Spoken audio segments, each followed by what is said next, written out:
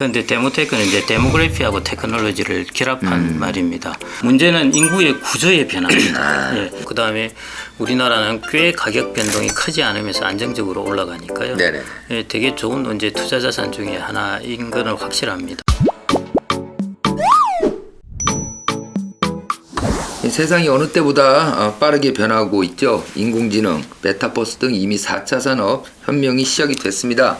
우리 구독자분들은 평생 이 투자를 하며 사실 분들이기 때문에 이 다가오는 미래 변화를 보지 않고서는 큰 코가 다칠 수 있습니다. 그래서 모셔봤는데요. 미래 투자의 맥을 짚어주실 우리 미래셋 투자와 연금센터 김경록 대표님 모셨습니다. 안녕하십니까 대표님. 예, 반갑습니다. 바쁘신데. 아예 아닙니다. 전혀 아닙니다. 대표님이 가장 또 이렇게 활동이 많으실 시기가 아닌가 싶어요. 예. 그리고 최근에 이제 코로나가 좀 풀리는 바람에 네, 그렇죠. 예, 이 시장도 확 이렇게 억눌려 있던 것이 펑 네. 터지고 그런 것 같습니다. 다음 달부터 위드 코로나 이제 되면 예. 어느 정도 더 풀리잖아요, 이제. 예. 그러면 아마 내년 상반기에 이제 왕창 풀릴 것 같고요. 예. 올 시즌은 이제 12월 말 정도 되면 거의 끝나게 되니까요. 그렇죠. 예. 아니 유튜브나 방송은 뭐 당연하시고 어디 외부 강연도 많이 좀 나가시는 편이세요? 예. 요즘 또 이제 외부 강연도 요즘은 거의 줌이나 이런 걸로 하죠. 하기는요. 네네네네. 제가 이제 한번 어디 야간대학원에 강의를 하다가 거의 한 3분의 2 정도까지 네. 이제 비대면을 하다가 네. 잠깐 풀렸을 때 작년에 네네네네. 대면을 하러 갔는데 너무 좋은 거예요. 너무 좋고 돌아올 때도 기분이 상쾌하고 그랬는데요. 좀 그런 게 있는 것 같습니다. 사람은 역시 좀 이렇게 마주보고 이렇게 그렇죠. 앉아 있는 것 같습니다. 아니 뭐 코로나가 아니었다면 전혀 우리가 경험해 보지 않아도 되는 생활인데 맞습니다. 예. 예, 어찌됐건 뭐 코로나 때문에 제가 2년 동안 아주 예. 좋은 경험이라고 해도 되는지 모르겠습니다. 하여튼 새로운 경험을 좀 많이 하고 예, 있습니다. 세상도 많이 바꿔놨죠. 그렇죠. 지금 이런 형태가 상당히 이렇게 그렇죠. 보편화되고 한 게 정말 그렇죠. 급속하게 바뀐 것 같습니다. 그렇죠. 예. 앞에 말씀드렸던 뭐 메타버스니 뭐 이런 것들도 어떻게 보면 또 코로나 시대에서 더욱 주목받는 산업이 또 된 것 같기도 하고. 그렇죠. 예. 어찌됐건 이제 연말이 됐기 때문에 다가오니까 또 연금 관심들도 많고 해서 대표님을 예. 이렇게 한번 저희가 모셔봤는데 마침 또 6월 7월 요간에 대표님께서 쓰신 책이 한 권 있으세요. 데모테크가 온다. 예. 이 책을 제가 다 읽지는 못했지만 그래도 좀 앞에 계속 읽는 과정에서 보니까 오늘 주제를 이 책 내용하고 같이 한번 연동을 해도 좋을 것 같다는 생각이 좀 들더라고요. 그래서 이 데모테크 이렇게만 놓고 보면 우리가 뭐 단어의 의미적 해석은 알겠는데 데모테크라는 게 좀 대표님 또 생각하시는 의미가 어떤 건지 좀. 처음 만드는 말이라서요. 제가 네네. 만든 말이라서 좀 그러는데 한 50대 넘으신 분은 뭐 네. 데모하는 기술을 가르치냐 이렇게 물어보신 분도 있고요. 직역하면 그러네요. 연령이 30대나 이런 분들은 뭐 메타버스 뭐 이거하고 헷갈려 하시는 분도 있고요. 그런데 데모테크는 이제 데모그래피하고 테크놀로지를 결합한 말입니다. 그래서 이제 인구 구조라는 큰 트렌드하고 그다음에 이제 테크놀로지라는 또 큰 트렌드가 있지 않습니까? 두 가지 트렌드가 좀 교차하는 그런 일이 지금 계속 일어나고 있는 것 같습니다. 그래서 그 시장을 이야기를 한 것이고요. 예를 들어 우리가 이제 60세 이상 이런 분들은 거의 건강보험 같은 경우 우리가 의료비를 한 2.5배, 2.7배를 더 쓰는 것이거든요. 근데 이 사람들의 숫자가 앞으로 2배가 된다. 뭐 이렇게 한다면은 의료비가 훨씬 많이 들 텐데, 예. 그러면 예를 들어 바이오라든지 헬스케어 지출이 늘어날 거지 않습니까? 네. 이제 그런 시장을 본 것입니다. 바이오, 제약, 뭐 병원 이런 것들도 생각할 수 있는데요. 그 외에도 이제 다른 분야가 찾아보면 많다는 것이고요. 데모테크의 그런 투자 분야 두 트렌드가 겹치는 그런 쪽을 말씀드렸고요. 제론테크라는 말도 합니다. 제론톨로지가 이제 노년학 이라고 하는데요. 고령자들에게 맞는 어떤 테크놀로지에 관련된 것. 그다음에 에이지 테크라는 말도 하고요. 제품에 포커스가 되어 있는 것이고요. 저는 이제 트렌드와 어떤 테마에 포커스가 되기 위해서 제가 이름을 데모테크라고 이름을 지어봤습니다. 이게 신조였네요. 예, 그렇습니다. 제가 이걸 쓰고 나서 한번 구글에 검색을 해봤더만요. 없더라고요. 대표님 책 초중반부만 좀 이렇게 읽어봐도 이제 암담하다 이런 생각도 좀 드는 게 어찌됐건 우리나라가 이제 장기 저성장, 네. 또 인구 고령화 이런 또 사회를 직면을 하고 있고 인구 구조의 경우에는 이제 보면은 말씀하셨지만 허공에서 떨어진 코요테의 추락 이렇게 네. 또 이제 비유를 하셨어요. 이게 좀 더 구체적으로 인구 문제에 관해서 좀 얘기를 해주시면 네. 어떤 게 있을까요? 코요테의 추락은 여러분들 이제 이런 애니메이션 많이 보신 분도 네네네. 있을 텐데요. 새가 막 도망을 가고 정말 분기의 속도로 도망을 가는 네. 새를 쫓아서 이제 코요테가 가다가 이 새는 절벽으로도 이제 뛰어다니지 않습니까? 네네네. 절벽에 뛰어가다가 코요테가 이제 중간에서 절벽을 인식하고 이제 쑥 떨어지는 걸 네. 이제 코요테의 추락이라고 보통 이야기를 하는데요. 우리나라 인구가 지금 계속 고령화 이야기를 한 10년 전부터 네네, 이야기를 했었고요. 그래서 이제 대비를 하고 막 고령화가 온다 하는데 이게 사람들이 이상하다 고령화가 온다 그러는데 생각보다 이게 세금도 많이 늘어나고 경제도 잘 되고 고령화가 별 영향이 없는 것인가 이래 생각을 하기 쉬운데요. 고령화의 본격적인 영향은 앞으로 한 10년 정도 지나서부터 일어나게 되고 본격적인 영향이 오게 되면은 그때는 어떤 것도 막을 수 없게 된다는 것입니다. 지금 당장은 별일 없는 것 같은데요. 닥치면 확 갑자기 큰 영향을 주게 되는 것인데 그게 왜 그러냐면 우리나라 베이비 부머가 이제 58년생이 많이 태어났고 74년생까지 이제 쭉 이어집니다. 그 58년생에 이제 생각하면 지금 우리나라 나이로 64세, 네네. 74년생이 이제 48살 네. 이렇게 되거든요. 그다음에 이 사람들이 이제 벌써 이제 64세는 퇴직하기 시작했죠. 근데 한번 보십시오. 그러니까 40대 후반부터 50대, 60대 초반에 베이비 부머가 다 걸쳐 있습니다. 우리나라 인구의 30%가 넘는. 네. 그러니까 아직은 활발하게 소득도 많고 생산 활동을 많이 하기 때문에 경제가 괜찮습니다. 아직까지. 네, 그러니까 우리나라는 그 외환위기가 일어나고 나서 지금까지 인구 면에서는 소파 소 베스트입니다. 되게 좋은 구조였는데요. 안 좋은 것은 이제부터 시작을 한다는 것입니다. 그게 이제 한 10년 정도 지나고 하면은 서서히 나타나기 시작하고요. 우리나라가 2040년이 되면은 국민연금에 들어오는 돈하고 나가는 돈 그게 이제 드디어 역전이 돼서 적자가 되기 시작하거든요. 네네. 지금 이미 이제 외국인을 제외하고는 우리나라는 사망자가 출생자보다 이미 이제 많아지는 시기에 접어들었지 않습니까? 2050년 이때 들어가게 되면은 우리나라의 노년 부양 비율, 부모의 15세에서 64세의 생산 가능 인구가 들어가고 혼자의 65세 이상 인구의 비중이 들어가는데요. 그게 60%를 넘어서게 돼서 거의 일본 수준 육박하게 되고 일본을 추월하기 시작하는 크로스 단계에 들어가게 됩니다. 그다음 2050년 후반 정도 가면은 이제 국민연금이 전체적으로 기금이 고갈된다는 이야기가 나오게 되고요. 그러니까 이제 2040년 이때부터 시작해서 막 본격적으로 일이 일어나는 겁니다. 우리나라가 1979년부터 이제 1992년생까지가 베이비붐 에코 세대라고요. 베이비부머들이 낳은 세대가 있지 않습니까? 네. 이 세대들이 바치고 있고 해서 그나마 되게 층이 두텁습니다. 그런데 베이비붐 에코 세대까지 지나고 나면은 완전 추락하는. 무너지죠. 예. 그래서 한 10년 정도 지나서부터는 우리나라는 이제 고령화의 물결들이 뒷물이 앞물을 친다는 이야기가 있듯이 계속 고령자들 나가는 사람들의 앞물을 계속 칩니다. 그게 한 2, 30년을 계속 쳐댑니다. 그래서 제가 이제 그런 이야기를 해봤는데요. 지금 상황을 보고 우리나라 고령화가 돼도 우리나라는 잘 견디겠구나. 이런 생각은 절대 건물이라는 것입니다. 일단 보면 인구가 감소하는 것은 이게 뭐 거스를 수 없는 대세인 거는 확실한 것 같고요.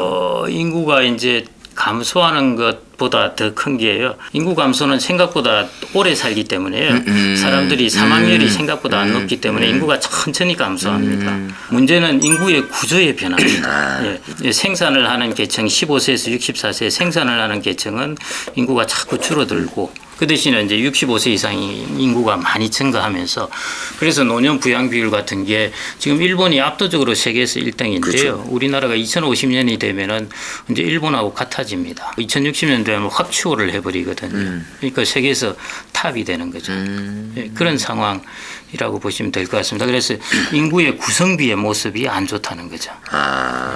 이렇게 이제 수축 사회가 이제 되면은 나눠 먹을 파이도 좀 줄어들게 되고 크기가 줄어들다 보니까 그렇게도 말하기도 하는데 그러면 이제 투자를 해도요. 개미만 한 파이만 이렇게 좀 먹게 되는 게 아닌가. 인구가 줄어들 때는 전체 경제 성장률을 보면은 네네네. 안 되고요. 네네네. 그러면 이제 1인당 성장률을 봐야 됩니다. 네네. 소득 증가율. 1인당 소득 성장률을 본다 하더라도 우리가 저성장으로 접어들게 되면은 일정 기간 동안 마찰적 요인으로 인해서 실업도 생겨나고 여러 가지 시장도 갑자기 이제 내수 시장도 적어지고 그런 문제가 생길 수밖에 없을 것 같습니다. 그리고 이제 고령자들이 하는 시장은 확대가 될 거고요. 네네네. 젊은 사람들이 들어가는 시장은 수축이 되겠죠. 네네. 제일 대표적인 게 이제 학교. 그다음에 이제 교육 시장, 학원 시장. 그러니까 시장이 이렇게 변화된다고 보시면 될 것 같습니다. 총체적으로 막 수축된다고 꼭 그렇게 보실 필요는 없을 것 네네네. 같고요. 전체적으로는 이제 다운이 약간 되는데 섹터별로 변화가 아주 심하다는 것입니다. 20, 30년 전에는 산부인과 의사가 상당히 인기가 좋았는데요. 네네.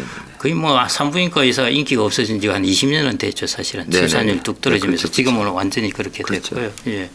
그런 거와 마찬가지로 이제 또 다른 섹터 변화가 막 일어나는 것이죠. 다른 시장도 이제 많이 그런 변화가 일어날 것 같습니다. 이런 상황에서는 우리가 전체 파이가 많이 줄어드네 하는 것보다 네네. 파이의 크기가 상당히 정체되어 가는데, 정체되어 가는데 이제 이걸 두고 서로 다툼이 있겠죠. 확장되는 부분을 좀 이제 보완하는 것입니다. 저희들이 투자할 때는 항상 수축과 확장이 반복되기 마련이거든요. 네네. 한쪽은 수축되고 있으면 한쪽은 확장되고 성장되고, 있고, 예. 예.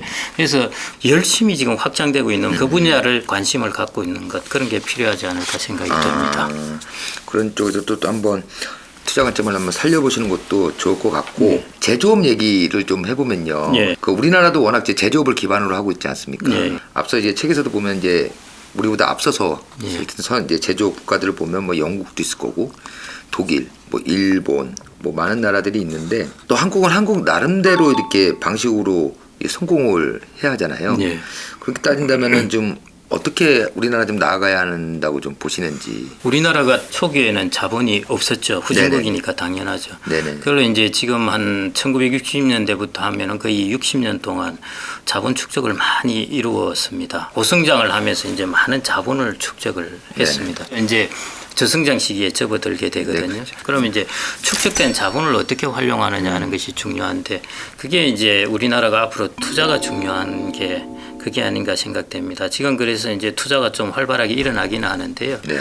이 부분을 이제 계속 투자를 해나가는 것이 중요할 것 같고요. 일본 같은 경우 아시다시피 그걸 투자를 계속 해나가야 되는데 80년대 중후반에 이제 동남아시아에 투자를 했죠. 네네. 근데 90년대 접어들면서 일본이 이제 구조조정하느라 그 당시에 기술 투자를 못했습니다.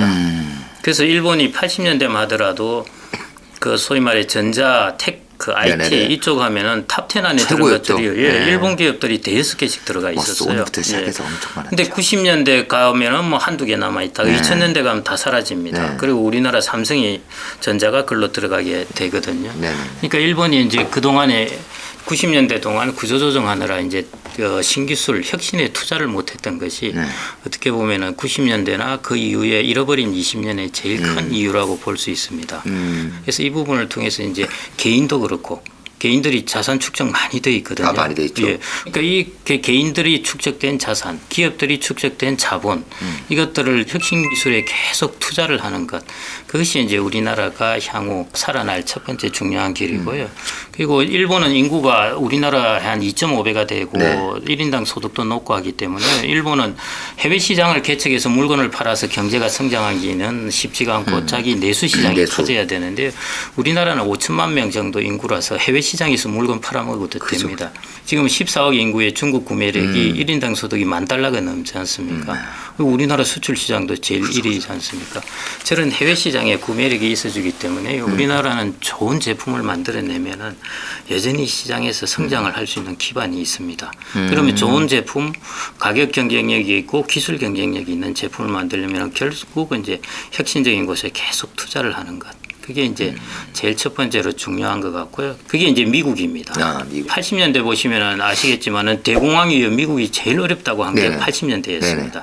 근데 이때가 사실은 미국이 성장하는 씨앗을 만들 때였고 그죠. 90년대, 2000년대 하면서 막 치고 엄청 올라간 게 성장했죠. 그게 다 테크 기업하고 바이오 이런 쪽 기업이지 않습니까? 그다음에 이제 독일이 2000년 중반부터 치고 올라가거든요. 90년대 이때 보면은 유럽의 병자라고 그랬습니다. Sick Man of Europe이라고 그랬는데요. 이게 갑자기 2010년대 이후로 접어들어서 유럽의 슈퍼스타가 됐어요. 그죠. 예, 그래서 제일 이걸 돈 잘 많은 봐야 나라겠죠. 됩니다. 네. 저 독일은 유럽의 병자에서 왜 유럽의 슈퍼스타가 됐을까? 유로화로 통합되면서 독일이 상대적으로 환율 쪽이 되게 유리하게 되었습니다. 그러니까 제조업 국가는 환율이 이러나 저러나 되게 중요한 중요하죠. 부분입니다. 예. 그래서 우리나라가 지금 국민연금이나 우리나라 사람들이 그래도 참 축적된 자산을 국내 자산만 사면은 별로 환율에 영향을 안 줄 텐데요. 국민연금은 해지를 하지 않고 해외 자산을 다 한 30% 정도 해외 자산을 사지 않습니까? 환율을 이제 강세로 안 만드는 거죠. 돈이 들어오면 달러로 보내고 네. 지금 경상수지 흑자가 계속 나고 있는데 우리는 달러 자산을 계속 사면서 이게 이제 환율을 유지하는 것이죠. 이런 식으로 해나가면은 제조업 쪽에서 한편에서는 이제 그 환율이 좀 유지되고 한편에서 혁신적인 또 경쟁력 있는 기술, 혁신 기술이어야 되죠. 이 둘만 유지되면은 저는 우리나라는 충분히 1인당 소득으로 따지자면은 높은 성장을 이룰 수 있을 것 같고요. 다만 이렇게 되면은 이제 양극화가 발생합니다. 그죠. 그러니까 수출 제조업 부분은 소득이 계속 올라가고요.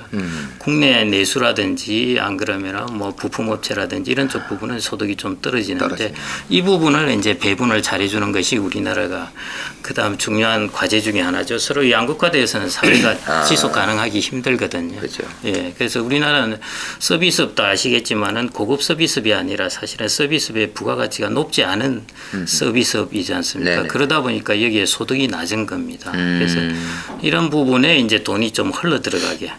그러니까 서비스업 규제를 좀 완화해줘야 제조업에서 번 돈이 이리로 가게 되거든요. 그렇죠. 그러니까 이걸 규제를 안 풀어주면은 제조업에서 번 돈이 가는 곳이 부동산입니다. 그래서 이런 것들을 이제 제조업에서 이제 혁신도 하고 환율도 유지되고 해서 이제 돈을 벌어들인다. 우리나라는 이제 그 부분을 좀 빨리 잘 하면은 전체적으로 이게 잘 선순환을 가져가면서 상당히 좋은 모습을 가져올 수 있지 않을까 그렇게 생각이 됩니다. 일단 아까도 얘기했지만 우리나라 이게 투자에서 빼놓을 수 없는 게 부동산 아닙니까? 그러다 보니까 금리, 뭐 소득, 인구, 뭐 이래서 이제 제로 모멘텀 시대. 네. 예, 그러니까 특히나 이제 우리나라 부동산 시장은 큰 영향을 받을 수밖에 없다. 네. 예, 이렇게도 좀 말씀하셨는데 우리나라에서 특히 부동산은 안전자산으로 좀 많이들 생각을 하잖아요. 네. 예, 근데 부동산이 안 좋아진다. 뭐 이러면은 이제 사람들이 현실하고 좀 맞지 않다 이렇게 생각하는 경우도 있어요. 근데 현재 상황을 좀 진단해 보시면 좀 어떤가요? 부동산이 그 뭐 주택이겠죠. 우리나라 네네네네. 아파트 투자가 그렇죠. 많으니까요. 주택은 우리가 거주도 할 수 있고 거주하면서 가격도 올라가고 뭐 이런 것이니까 이런 자산이 잘 없죠. 사실은. 그다음에 우리나라는 꽤 가격 변동이 크지 않으면서 안정적으로 올라가니까요. 네네. 예, 되게 좋은 이제 투자 자산 중에 하나인 거는 확실합니다. 근데 이제 너무 우리나라가 자산이 되게 많아지면서 좀 부동산에 너무 좀 몰린 것 같습니다. 그래서 좀 분산을 하는 게 어떻겠나 저는 이제 그런 생각이 들고요. 제가 제로 모멘텀이라는 이야기를 한 것도 이제 부동산을 이야기하려고 그랬는데 제가 지금까지는 뭐 별로 부동산 이야기 안 했습니다만은 작년 말 올해 초부터 이제 조금 부동산 이야기하는데 부동산 가격을 결정하는 주요한 변수가 금리하고 소득하고 인구입니다. 그다음에 주택 공급이라든지 세제라든지 뭐 기타 사회적 요인 뭐 학군이라든지 이런 것들은 이제 뭐 우리가 한 4, 5년 공급 같은 경우는 한 5년 정도는 영향을 주겠지만 더 길게는 또 해소가 되거든요. 근데 좀 더 길게 또 계속 영향을 줄 수 있는 것이 이제 금리하고 소득하고 인구인데요. 우리나라 부동산 가격이 잘 아시겠지만 80년대 중반이 지금하고 비슷했어요. 분위기가. 자고 일어나면 TV에서 아파트 가격 올라간다 해서요. 그때 결혼한 사람들이 자고 일어나면 스트레스를 받았습니다. 지금도 이제 뭐 비슷한 상황인데요. 젊은 사람들이 그런 것이죠. 그래서 주택은 재밌는 것이 이게 세대별로 뚜렷한 차이가 있다는 겁니다. 젊은 사람들은 주택을 쇼드한 상황이고요. 앞으로 사야 되니까요. 나이 든 사람은 주택을 롱한 사람입니다. 매수 포지션이죠. 그렇기 때문에 주택 가격이 올라가면은 소비가 서로 다르게 일어납니다. 젊은 사람들은 야 주택 이거 비싸졌으니까 이게 더 살려면 소비를 줄여야 되겠네. 이렇게 저축을 더 해야 되고요. 나이 든 사람들은 내가 가지고 있는 자산 가격이 올라갔네 해서 소비를 늘리게 되는 것이죠. 그래서 이제 80년대 중반부터 해서 가격이 확 치솟았자 이제 200만 호 주택 공급해서 거기다가 이제 외환위기까지 오고 하니까 90년 10년 동안 주택 가격이 실질 가격은 떨어졌거든요. 떨어지고 2000년 초반부터 주택 가격이 오르기 시작합니다. 그때부터 20년 동안 거의 줄창 오릅니다. 계속 오르고요. 그게 이제 더욱이 2019년 20년 하면은 완전히 이렇게 휙 올라가 버리게 되죠. 그래서 그때 이제 세 가지 중요한 변수를 보면은 금리는 20년 동안 줄창 떨어졌습니다.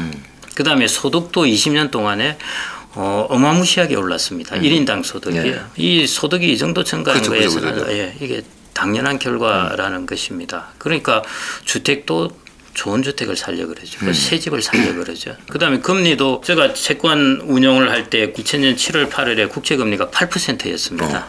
근데 지금은 이제 다시 1% 열어갔다 네. 지금 1.5% 하긴 합니다만은 그 20년 동안 줄창 떨어졌거든요. 그러니까 돈을 빌려도 이자 금액은 늘어나지가 않는 것이 20년 동안의 일이었습니다. 그다음에 이제 인구나 가구 면에서 보더라도 과거 20년 동안에 우리나라의 가구 수가 570만 가구가 증가했습니다. 인구가 600만 명 정도 증가했는데요. 가구 수가 570만 가구가 증가했다는 것은 가구 수가 어마어마하게 증가한 것입니다. 네. 그러니까 우리가 과거 20년을 가만 되돌아보면은 금리는 8%에서 1%로 떨어졌고 소득은 $10,000에서 $30,000가 올라갔고 가구는 20년 동안에 570만 가구가 증가했고 새 집은 공급을 안 했고 예, 당연히 난리가 나는 거죠. 예, 그러다가 코로나19 닥치면서 금리까지 뚝 떨어지니까 뭐 완전히 이제 뻥 튀어버린 것이죠. 그게 이제 지금 상황이라고 보시면 될 것 같습니다. 그럼 앞으로 어떻게 되겠냐는 걸 이제 고민을 하셔야 되는데 네. 집값의 방향이 이렇게 꺾인 거 보고 이거 네. 보면 사람들이 마음이 진짜 벌떡벌떡하죠. 이게 네. 꼭 사고 싶고 안 사면 또 더 올라가고 싶고. 예. 근데 이걸 보면은 이 가격을 보시지 말고 이걸 가격을 만드는 요인을 한번 보시라는 겁니다. 그게 제가 말씀드렸듯이 이제 네. 금리, 소득, 가구 이거인데요. 이게 제로 모멘텀이라는 게 이게 앞으로 금리가 제로 금리인데 더 떨어질 리가 있겠습니까? 예, 또. 소득이 $30,000에서 또 뭐 $40,000, $50,000 막 치고 올라가겠습니까? 선진국 보면은 거의 쉽지가 않습니다. 쉽지 예, 가구 수도 증가는 하는데요. 가구 수가 고령 가구 중심으로 다 증가합니다. 20대, 30대, 40대, 50대 가구는 다 감소해요. 근데 60대 이상 가구가 증가해서 가구 수가 증가하는 겁니다. 주택 시장이 늙어가는 것이죠. 앞으로 20년 동안 계속. 그렇게 본다면은 이 세 가지 요인을 본다면은 주택 시장을 이렇게 계속 불붙게 했던 것들의 소위 말해 힘이 떨어지고 있다는 겁니다. 지금 이 힘이 거의 피크라고 보시면 되는 것이고 그 힘이 이제 떨어진다는 것이죠. 그래서 그럼 어떻게 해야 되느냐는 것인데 그게 그래서 이제 이런 제로 모멘텀에서 우리가 현재 주택 시장에 특히 우리나라 주택 시장 외지에 있는 사람들도 네. 서울에 있는 주택을 살려 그러고 뭐 이렇게 하지 않습니까? 돈은 지금 많이 벌었으니까요. 서비스 시장이 없다 보니까 이 사람들이 제조업에서 돈을 벌어가 주택 시장에 돈이 다 들어와요. 그래서 이런 요인 때문에 이게 뭐 금방 꺼지거나 그렇기는 쉽지가 않습니다. 다만 꺼지는 게 이제 패턴을 보면은 채권 시장에서 회사채를 보면은요. 회사채가 막 시장이 금리가 떨어질 때는 저 밑에 트리플 B 뭐 이런 네. 데도 막 가격이 막 오릅니다. 네네. 가격이 따라오다가 시장이 안 좋아지면은 주변 등급이 낮은 채권부터 막 박살이 나기 시작합니다. 그러면서 계속 그래도 가격이 덜 박살 안 나는 게 이제 국채, 통한채 이런 것이거든요. 그래서 지금 주택 시장은 저는 오히려 위험한 게 주변부 시장이 아닐까 이렇게 생각이 됩니다. 지금 이제 막 빌라까지도 사야 된다, 뭘 사야 된다 하고 뭐 경기 지역권에도 뭐 의왕시 등등해서 막 쫙 퍼져나가지 않습니까? 근데 시장이 이제 안 좋게 되면은 중앙 핵심권은 그렇게 많이 안 흔들리는데요. 이 주변부부터 착착착착 무너지기 시작하거든요. 그러니까 사람이 조바심이 나서 이게 나 주변부라도 막 가야 되겠다. 서울에 이제 돈 있는 사람들이나 돈 조금 있는 사람들이 저 지방에 이제 막 주택이 좀 싸다고 이제 막 사고 그러지 않습니까? 그래서 하여튼 주변부 시장을 가는 것 이런 것들 주변부 시장 중에 좀 과하게 막 오르고 한 것 그런 거 따라가는 게 제일 위험할 것 같고요.